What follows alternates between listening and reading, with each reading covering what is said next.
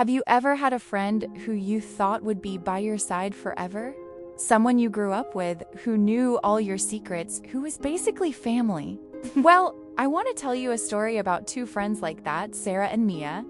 They were inseparable, literally since they were in diapers. Their moms were best friends, so they spent every holiday, every birthday, every summer vacation together. They were more like sisters than friends. They shared everything, clothes, dreams, and a deep love for dance. Both of them were talented, spending hours in the studio, pushing each other to be better. It was a beautiful, supportive friendship. As they got older and entered their late teens, they started auditioning for professional dance companies. This is where things started to get a little complicated. Sarah had this incredible stage presence. It wasn't just that she was a good dancer. She had a spark, a charisma that just drew people in. Directors and choreographers loved her.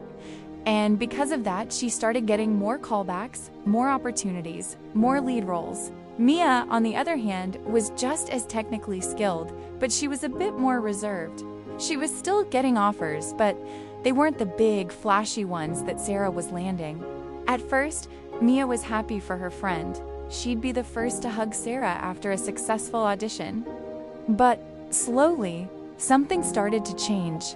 A tiny seed of jealousy was planted and it began to grow. She started seeing Sarah not as her best friend, but as her competition. Every time Sarah got a role, Mia felt a sharp sting. She'd offer a tight-lipped smile and a congrats, but the warmth was gone. Her compliments started to feel backhanded. If Sarah was excited about a new part, Mia would say something like, "Oh, that's great. I heard the choreographer is really tough, though. Good luck with that." It was subtle, but the support was vanishing. The late-night calls stopped. The shared excitement disappeared. Then, the unthinkable happened. There was a huge career-making audition for a national tour. It was the one they had both dreamed about since they were kids. The night before the audition, Sarah came down with a sudden, violent case of food poisoning. She was so sick she couldn't even stand, let alone dance. She had to pull out of the audition. She was devastated.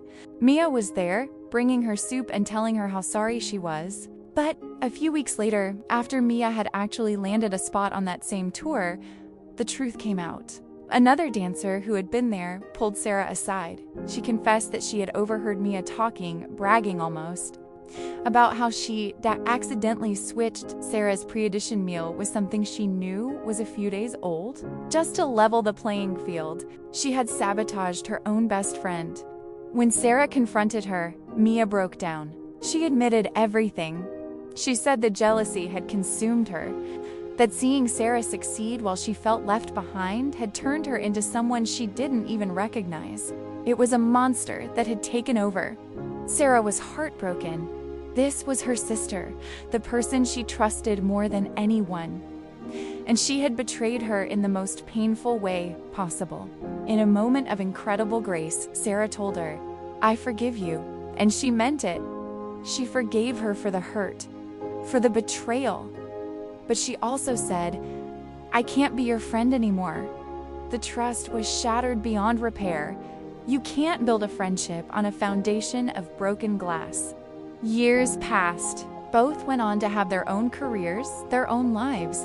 But Mia lived with a deep, gnawing regret.